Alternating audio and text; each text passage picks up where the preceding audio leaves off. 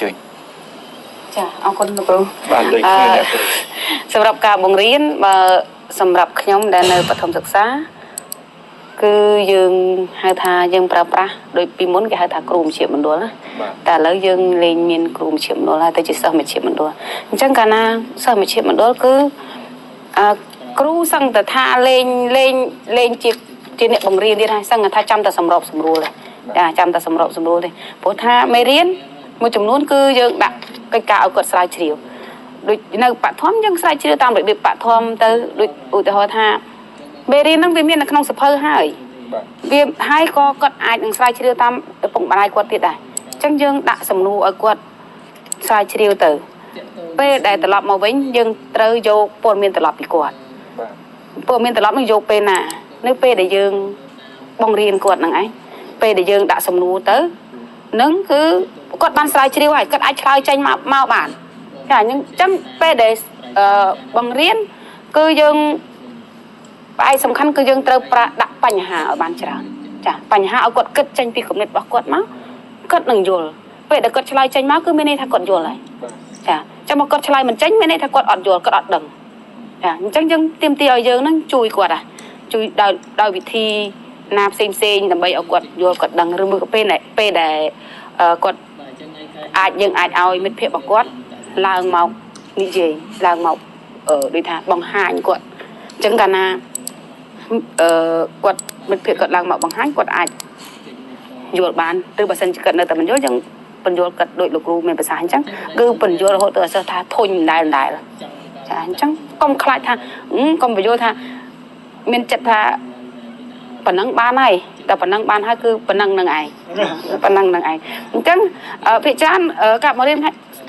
សប្តាហ៍ថ្ងៃគឺគេផ្ដោតលើវិធីសាស្ត្រសិស្សមជ្ឈមណ្ឌលហើយផ្អែកទៅលើវិធីសាស្ត្ររិះរោប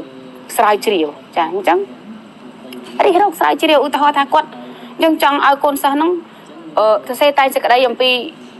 ឧទាហរណ៍ថាអំពីសត្វគោក៏ដោយក្បីក៏ដោយអញ្ចឹងឲ្យសិស្សគាត់ស្រាវជ្រាវទៅពេលខ្លះគាត់មានគោខ្លួនគាត់នៅផ្ទះទៅគាត់និយាយទៅមានអីខ្លះព្រោះគាត់តបង្ហាញគាត់បន្តិចទៅគាត់អាចនិយាយបានសេបានរឿងកាលណាដែលគាត់រកអ្វីបានដោយខ្លួនគាត់គឺគាត់យល់ហើយគាត់ចងចាំហើយមួយទៀតឧទាហរណ៍ការដោះស្រាយចំណោទអញ្ចឹងលោកគ្រូអ្នកគ្រូពេលខ្លះ